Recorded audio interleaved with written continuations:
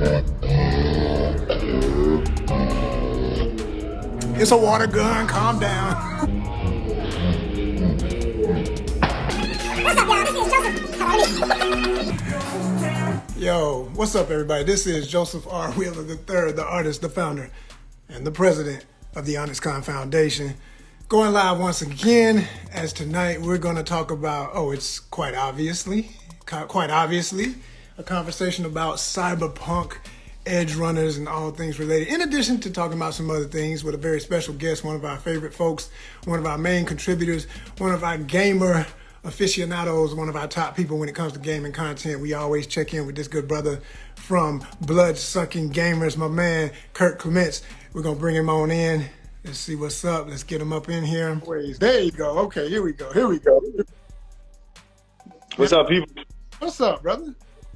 What's going on? What's going on? Sorry about that. I don't know what that was. I just closed it. So it's echoing a little bit, but I hear you just fine. It's cool. Probably turn it down a little bit. What's up? Somebody, I don't even know who What's going on? Great to see you as always. What's up, ONYXCON? What's up, Joseph? Yes, sir. What's going on, Blood-Sucking Gamers? Everybody out there. Shouts out to y'all.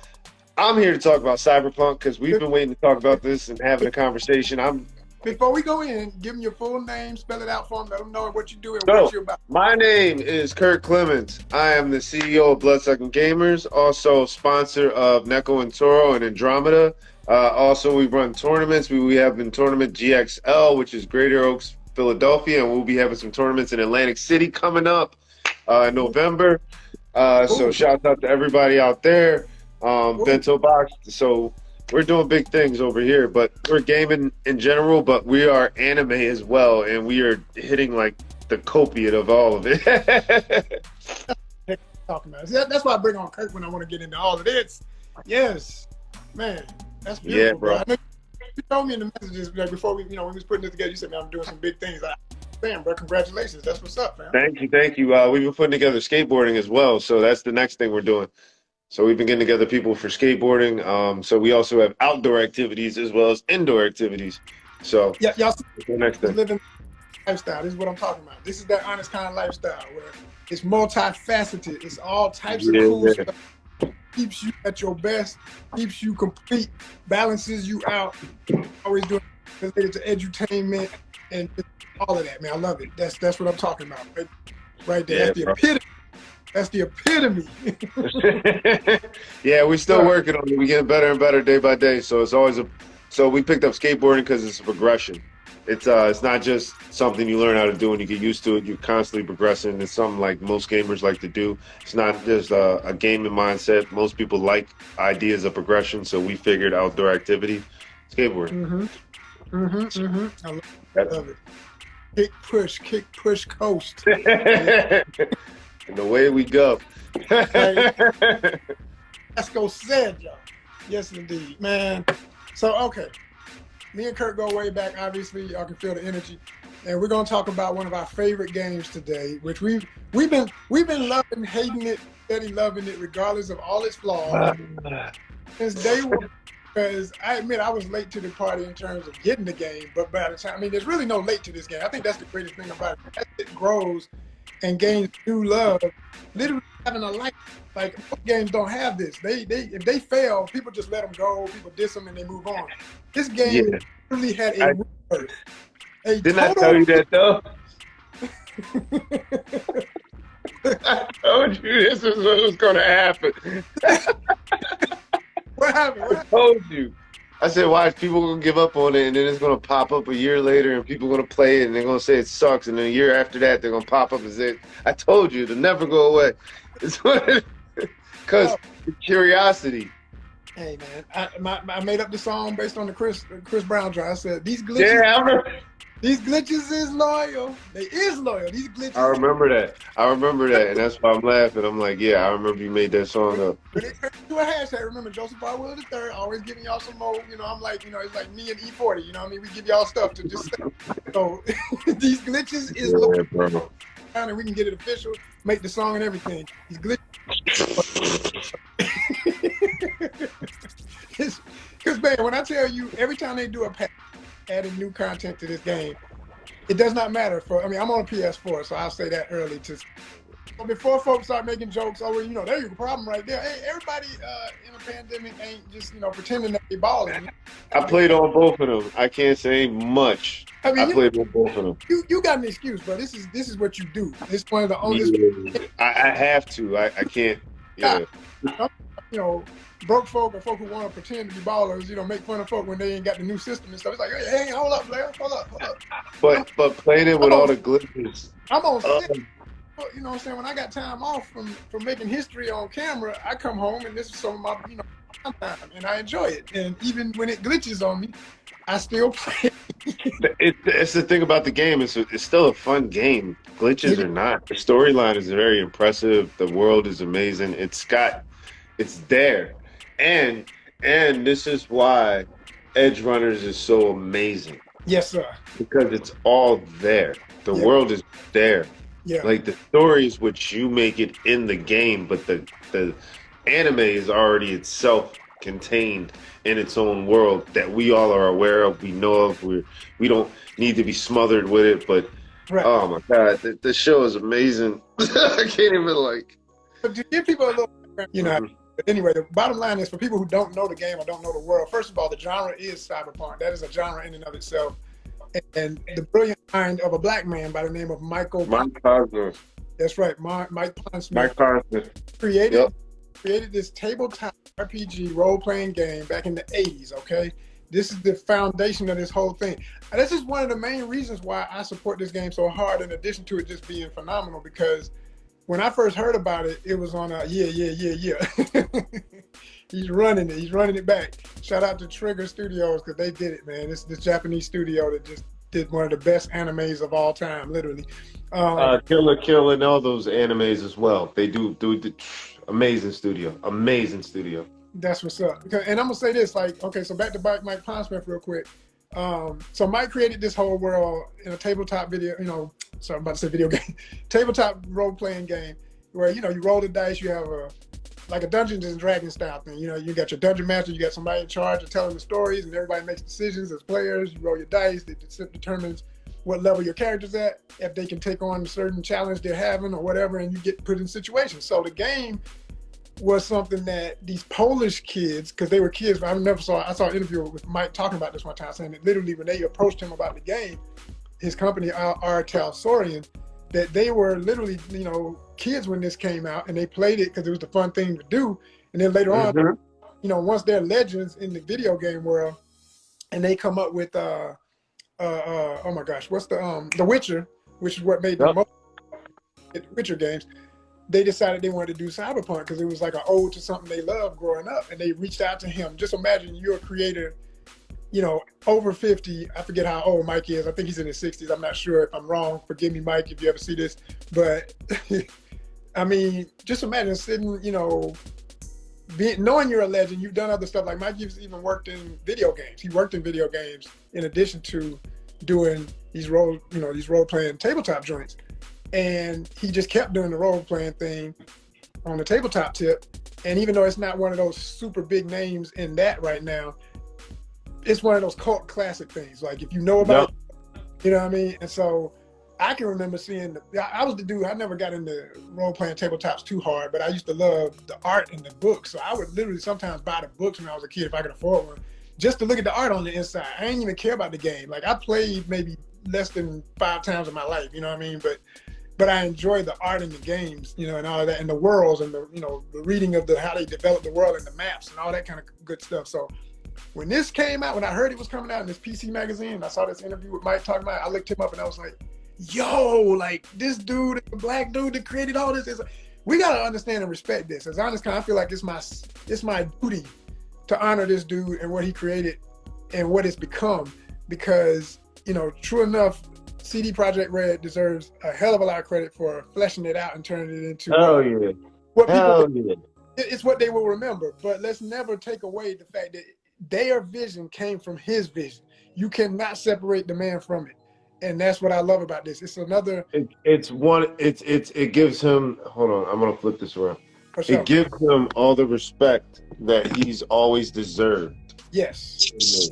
And now he's getting recognized for every effort he's put in, because not only did he create a great tabletop role-playing game, Yeah. but he took a world, to me, where there's people that like Dungeons and Dragons but aren't into that aesthetic, aren't into that world. Yeah. And he created a world where we can all connect. It's a world that we could see that is possible.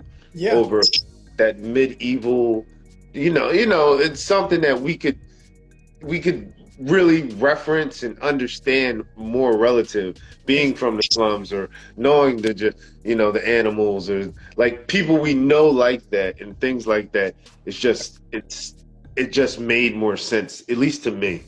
Okay. When you tell them, understand that, always tell them where you're from.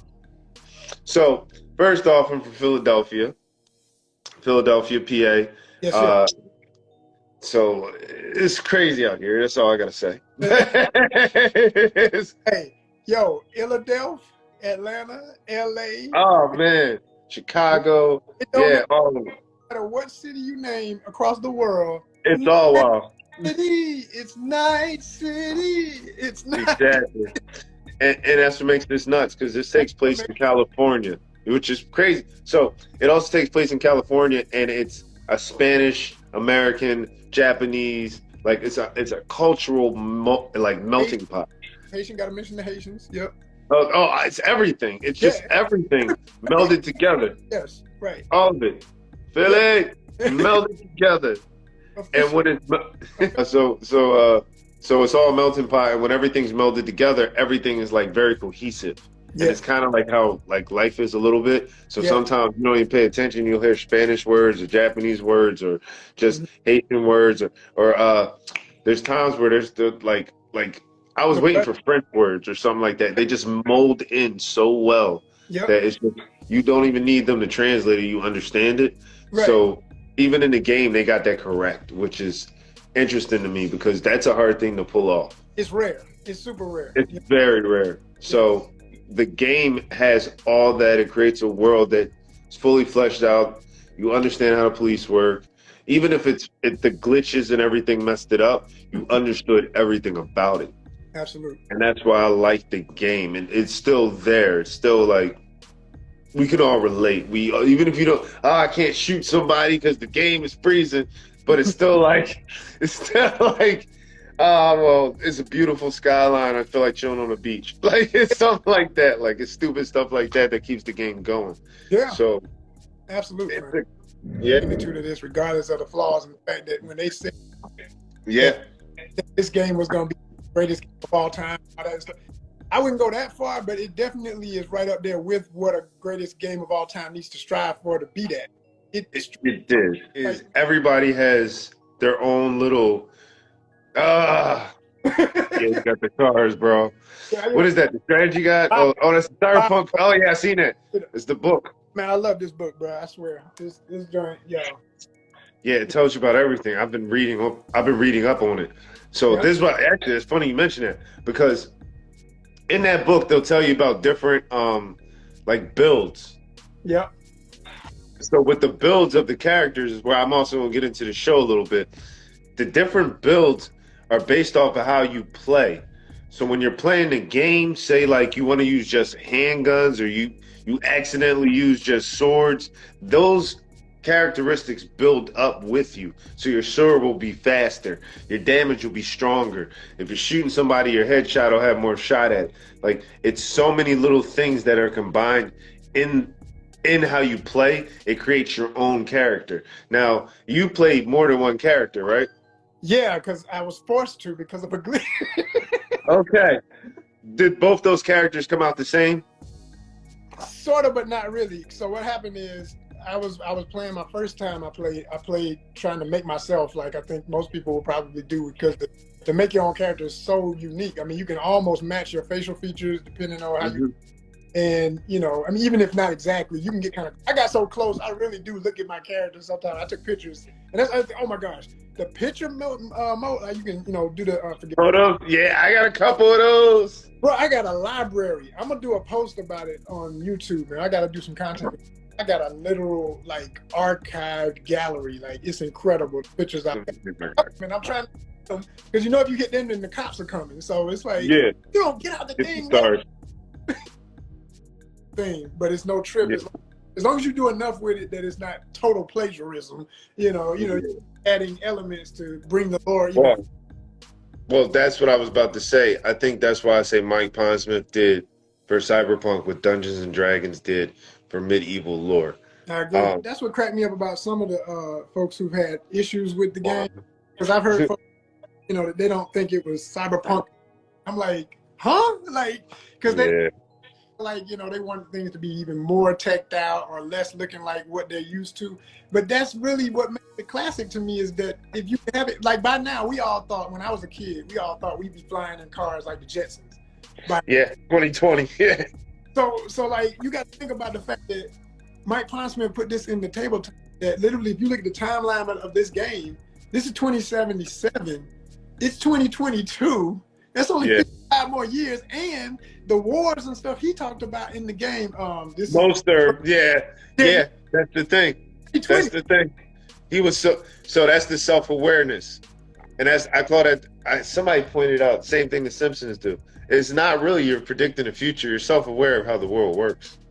Understanding the flow of things, and what's bound to happen based on what's already happening, so that by the time we get there, it's all teched out, it's advanced, but it's still gonna be. My thing is, I always say this, and it's happening now, and I'll point this out. Cyberpunk from day one, they're building higher up instead of further out, and that's Cyberpunk. Instead of taking over the land further out, we're building higher up, and that's exactly where we're headed. Cyberpunk aesthetic, cyberpunk world. It really is. You see, and then when you say that's real, man. I just came back from a video in July. I tell you, that's as cyberpunk as I've ever felt in a place. It was messing my mind. Have you seen my video? I was thinking in my head, wait till everything's completely finished and they feel like it's perfected, and then all the lights and everything around those buildings will start coming like the cyberpunk. We'll start seeing the movie sign, like those signs like they have in Times Square. They're gonna start attaching them to all that stuff. Yes, exactly. And it's like, the way, if anybody hasn't seen that content, ONYXCON's YouTube, again, subscribe and watch my I think it's about 5 videos about my trip to Malaysia, the whole experience. And I might even do some more on it, because I got a lot more that I want to say about that. But for now, what is there is good enough to give you a real good vibe of it. It was Kuala Lumpur, which is the capital area. If you don't know, it was amazing. So EDGERUNNERS, man. So I mean, the other thing, like you say, it's like if you play the game, you're in heaven, because literally they didn't divert at all. Like you're in the game. It's the game. Yeah, it's so that's my favorite part about it. The show EDGERUNNER takes place, I think, 2 years before Cyberpunk, the actual game that you're playing. So when people don't know about this game, they can watch the show and then play the game, because it does not really affect your look at the world. From the minute I heard it was coming out, I was like, I really want this to be a success for 2 personal reasons. For one, because like I said, I love the genre. Number 2, as an actor, man, there's certain things that happen that I'm just like, I want to be. And when I thought that this was success and that they did it right, I know that the live action is coming. It's bound to happen.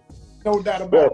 Well, let's see what that looks like, because I don't want them to turn into another Blade Runner. Well, like, I feel like I don't think it would ever happen now, because the anime was so right on point with CD Projekt Red's vision of Mike Pondsmith's vision to turn it into it set in the game for what this should always look like. It's like setting up always look like, and then that's why we get mad when certain things veer too far off in Star Wars stuff. We're like, well, see, I think this is deeper than that. And it's funny, because what you said about Star Wars, I was thinking about that for a second, because I watched this show 3 times. I go to sleep watching this show sometimes because I like the anime and it's comforting. Which one? Are you talking about? Cyberpunk. Okay. Yeah. But with that Star Wars thing, I think it takes it deeper than Star Wars, because the lore is so much further back. Like 1988, we could dive as deep as we want, but as you keep diving, you're just going to keep diving. Like, it's just one of those things.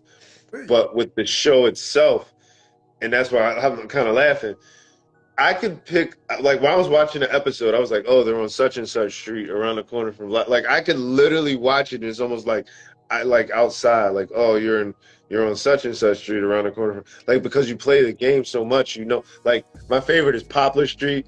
I know Poplar Street by heart because I grew up on Poplar Street. That's my street, so I know exactly the street it is. I know exactly. So when they were passing, I'm like, oh, they just passed Poplar Street and Watson. They must be right next to Little China. Like I'm in my head watching it, thinking these things, and I'm like, that's why I said it might be a little deeper than that because I can literally pinpoint not only where you are, probably what's happening on that street. Like it's a little crazy to me, and that's why I was like, the show is that close to the game where not only can I pick up where you are around the corner, I can probably pick up where Ripper Docky went to. I can like it was like that, like Yeah. it was too in depth for me. It was like, and then some characters, oh, there was a point where they ran into Rogue at Lizzie's bar. I'm like sitting there like, oh, damn. Like, I'm literally like, you're taking shots with her. You probably don't even know that she's a legend and all the things that happened with Johnny. And it's like so much. I know people kept talking about that was an Easter egg, and I totally missed it because I was too busy looking at the afterlife. Like, that's it. Yeah. That's the club. Yeah. You know, You're sitting there like, oh, is Claire probably bartending back there? So, like, you know the world so much yeah. that you can pinpoint probably what's going on outside of the story you're watching. So, man, And that's where I was like, that's amazing. That's why I was like, how can you do this with Resident Evil? How come you couldn't do this with The Witcher? How come? I'm like, this show has not only done that, it showed how you make, yo. hear me. It's called love, not corporate meetings, not somebody saying let's switch everything. You already win. Why play? But you did a video game. I want to call it a show, but it's 10 episodes, but it's damn near a movie. You've done it correctly. Yes. And you put now a stamp on if it can't top this, don't do it. Don't even play with it. That's right. Because they're dropping a DLC next year, and they said it's going to be the big drop. And they hoped everybody had next gen by now, which is even dumber. But they also got a point. It's 3.5 years in already. But do you think that they're going to literally, when they drop this new storyline? I saw the trailer. Yeah, same. So we know it's going into a whole nother thing for V and everything. But do you think that they're going to literally just not even make it available to PS4? Like it's going to all happen? Yeah, they announced it. They said they're not going to be able to because it's too big of a patch. It's too big. That's wild. But here's the other question though. Okay, I get a PS5. Can I just start a new game? Don't have to finish the original game. I can just play the new one. You can do both. You can transfer the game you had on the PS4 over to the PS5, or you can start a new one. How you do that? I did it. That's what I had to do. How you do that? Yeah, it's called cross progression. You turn on your PS4, and you got to actually have your PS4, and you transfer it. You hit a cross progression. It's R1 as soon as the screen comes on, and then you turn on the PS5 and you download it. So but yeah, I did. Connection or is it a cord connection? Huh? Is it a Bluetooth or is it a wire connection? Oh, it's called Phantom Liberty, but it's just up in the cloud, I guess. I don't know. I can't explain it. It just goes in the cloud. Now, that was my question. If it's like Bluetooth, or do you have to like wire the two machines together or something? You know. It's more Bluetooth. But yeah, it's the cloud server. You upload it into cloud. You don't need a PS Plus subscription either, because it's part of the CD Projekt Red thing. But it goes up in the cloud, and then it's just a connectivity thing. Same thing as we did it last night. Spider-Man Miles Morales. Same thing we had to do with that. I had to turn on PS4, upload that, and then on the PS5 I had to download it. And you all casual about this, bro, but I promise you there's a lot of people who are not advanced gamers like yourself who are losing with happiness to know that this is possible. So thank you, man. This is not no problem. Yeah, it's free. It should be free too. They said if you had the PS4 version of CYBERPUNK, you can use it on the PS5. So it's all free when you cross it over. Oh, so that's the good thing. They did do that. When I get my bag right, whenever that is, you just literally bought me a damn PS5 for real, because I might have to. Yeah, it's all there. Like you can even put in a disc if you have it. You could put the PS4 disc in a PS5, so it'll still work. PS5 does play PS4 games. Yes, it still works.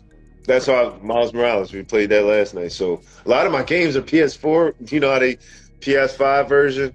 Yeah. Okay. I just bought a PS4 version and put it in a PS5. It'll upload it. It'll fix itself.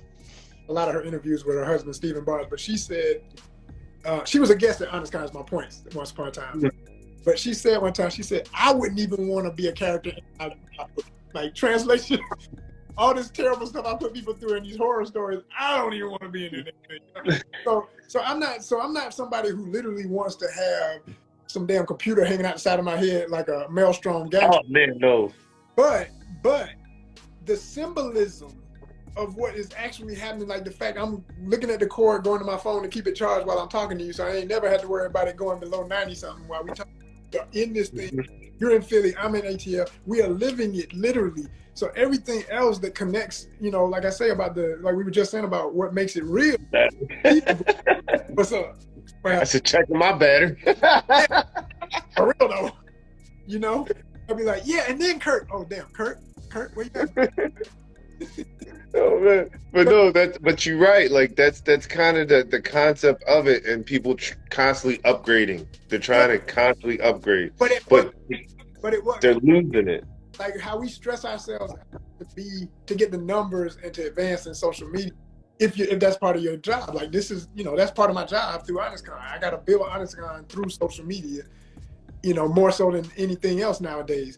And then I know you know this from what you do. So it's like you're always concerned about your ethics, who you really are, how much sensationalism is too much, how much is just enough, how much is all this. And then being an actor, man, I'm in the epitome of this. I'm in the Hollywood thing here in Atlanta. So I'm saying I've seen it firsthand how people can say, oh, I don't like that. Yeah, well, the numbers say different. Y'all love it. So that's so like the whole aspect of corpo versus nomad versus but that's exactly like it's a real thing. It's your path. You live in it. It's the like I was saying before, the simulation. Everybody can figure out basically how far we can go in the future and ideas that are going to come out in the future through, you know, like we said, Mike Pondsmith. I even made a joke about The Simpsons, but they figure it out. They watch what's going on. They're paying attention. The awareness of what we're going through is not as hard as we think. We know where we're going. Yeah. And that's why some things like this, like we joked about people was like Back to the Future 2 was not realistic. And we were like, all right, 2015. But that's the point. We joked 2015, we're past that. We're in 2022. But we're looking so far at the technology, we're not looking at the mindsets of people. The mindsets of people are pretty accurate. They're pretty become like caught up in themselves and the facets and the technology of taking on how we look at each other. And that's where cyberpunk is taking it to the extreme. The technology is how we look at each other. And the body the body images is part of technology. And all of that, the body shaming, if you don't have the chrome, if you don't get cybergenetic, whatever, arms, eyes, about your whole body. And then if you're in this life that all these folks are in, like, you know, they get us off of doing gangster shit, quite frankly. Let's just say it like it is. It's like you're right. You can be corpo and do it quote unquote legal and legit, but then the music and the popular culture and everything we've been living through all our lives has been promoted, even if you ain't from that. Like, you know, I'm not from those streets. I know streets, but I ain't from those streets. But you gotta have enough street kid in you just to even survive. Yeah. Yep. And then you gotta have enough, if you like me, you know, because most people ain't got this. They taught that stuff. They love to use references to men are hunters, women are gatherers, and you gotta understand how to survive. But don't none of them know how to fish. Don't none of them know how to, know how to garden. None of them, I ain't saying all of them, but I'm saying most of the people who taught that stuff and can't walk that walk. I walk all these walks. I know everything. Yeah. most people that talk that stuff can't put together the other part of it. There's two facets to it: knowing how to do it and then doing it. It's like humble enough to know. In each of those three categories, if you want to break it down through cyberpunk, I can only go but so far in nomad because I cities or near cities. You know what I'm saying? I can only go so far in the corporate because that is not my mentality. But I understand business and I understand I want my stuff to be professional. I want it to be taken seriously and polished. But I can only go so far in the street kid because I ain't street. I don't want to be street. I ain't hardcore and die quick life. I want to live long, healthy, happy, and enjoy every bit. So when you see the characters in this game, forced to live. Like, this kid was a good kid, basically destined to be the corporal. He didn't want to be, but his mom wants that for him because she knows it's an easier, comfortable, and wealthy life. And not to do. I'm not trying to give away too much. This is stuff you could read in the synopsis, y'all. I hope if you haven't seen it, but basically, he has an incident. I ain't gonna say what it was, but he has an incident that literally over in one day flips his whole, like, everything is. And not only that, it's an incident that I feel was left on the table. And if you didn't play the game, you don't truly understand what happened. Right. But because of the money concept of the game, they might have actually killed his mother. Right. Because they couldn't afford to keep her alive. Oh. It made more money. It made more sense to kill her because he even says she was fine earlier today, and I'm giving that away because I'm sorry, it's the first 20. The way it happens in the gang that was responsible to animals, I never understood. I mean, they show all of the gangs in the movie, in the whole thing. They show every last one of them. But I was really annoyed with the fact that they did not have him go for a specific revenge of the animals. Like, been like once he was Crunk Diesel and got all his, chrome. But I don't think that was the part, because there was a part later on that I don't want to give away at all. But how they were used, I feel like were as distractions for a bigger plan. Because agreed. Who knows? Went through.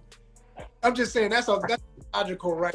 But I think David knew that. Like, because it's something that happens later on and how they are used in a certain way later on, they are distractions. So people don't take it out on them because they know they're always hired for a distraction. Because we find out later, somebody else, no, they are. At least in the show, that's what they were used for. I'm not going to go too much into the game. I get it. Yeah. Shout out voiceover of the legend, Giancarlo. Okay. Oh yeah, my boy. My boy. Man, when I heard, I had not even looked. I don't want to give him away either, but yeah, like he came out of nowhere. Check it. I had not even looked at the list on IMDb, and I usually am quick. You know it until you hear it. I heard the voice and I was like, wait a minute, are you serious? Are you? I just have to hear three words. He goes, yes, I understand. And that could be done. And every time, like, he says it and everything, and you hear it, and you're like, that. Did they even call him, or did they just take clips from Breaking Bad? Like it's like that type of atmosphere with him. But I'm not gonna give that character away either, because that's a little bit deeper too, the way he comes in. Oh yeah. But yeah. So with that, I give away the mother part, but that's fine. But with the mother part. When the guy walks up to him and said, do you have enough money to pay? And he's like, I'll get it to you later. And then he gets the call and was like, yeah, your mother passed away. He's like, how? She was fine this morning. And that's what I think. That's Night City. Yeah. Like, the drama team showed up, whatever. Like, nobody cared about her. And I was like, that's when it is the show, but it shouldn't have happened how it happened. And I think they did something. Like, don't be surprised if she might not be. You know what I'm saying? Like, the way they treat people in this world. Yeah. They harvest organs. They sex trade. They do all types of stuff. Just so when people see that, like, yeah. The sick ass shit going on. You know what I'm saying? So yeah. So when people see that, they're probably like, damn, his mother died. And in my head, I'm like, she might not be dead. Like, right. That's just how that world works. Like, literally, could be hooked up to somebody's machine, just being used as a brain connection for something or whatever, Yeah. Like, or we're holding your body hostage and we're going to replace your brain or, with somebody else's so they have like, it's really how that world works. Yeah. I mean, go ahead, man. Go ahead. I know what you're, I'm just saying, I feel you. It's all there. And it's like, I just want to see, I mean, like I say, at this point, they got a straight lane to the live action, and I'm rooting for it. And I'm gonna say this in my closing, man. When I tell you, I think that a live action for this is going to happen. I know it will, but I'll predict. Not no, industry insider conversation. I'm not crazy. NDAs is real, non-disclosure agreements. But stuff you can look up. Know who owns the rights to it now, as far as that happening, and Say what now? No, go ahead. I'm not gonna say anything because I will get. I have an idea who owns the rights. Let's just say, Like I say, it's not something you couldn't look up if you into this kind of stuff. yeah, Basically, same people that probably own Akira too. it's actually CD Projekt Red basically has an agreement that is so long they can just keep this going as long as they want. Oh yeah, of course. So, Well, I'm waiting for there's 2 more seasons coming, and I told people there's 2 seasons coming because we just got David, which was the street kid. I feel like they're gonna do a corporal and a nomad.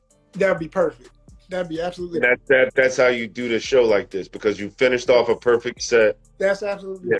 By the time and knowing how the timeline of games and systems are, so help me. I know you'll jump to this real quick, but like by the time they do what you just said, bring out like they're probably if they're gonna do that, they'll probably drop another season by summer at the earliest, and then another one maybe this time after that, the next year. 2024, 2023, 2022, 2023, 2024. If we get lucky. If we get lucky. They could already been making and will drop. Oh, that's why I said 2023. The live action will get made probably in the next couple of years because they got to get 2027. There you get Cyberpunk 7. It would fit 2027 if you put it together. The thought process. And then you'll drop a whole new game. You got to do a part 2 on the game. Honestly, I think if they're smart as they are and they're doing it correctly, do not drop a part 2. Just extend the game and just keep extending it out. Or remember the culture of the tabletop. You got which I was looking at. That'll work. You got Cyberpunk Red, which happens even before 77. I thought it was after, but I looked it up and I realized it's before. It's 2020. No, Cyberpunk 2020, and then there's Cyberpunk 2013. It's one of them. But Red, the one that just came out as far as a game. It's their newest game for art. Yeah, I know. I forget what year it is. I know what year it is though. Because it's early. It's like Star Wars.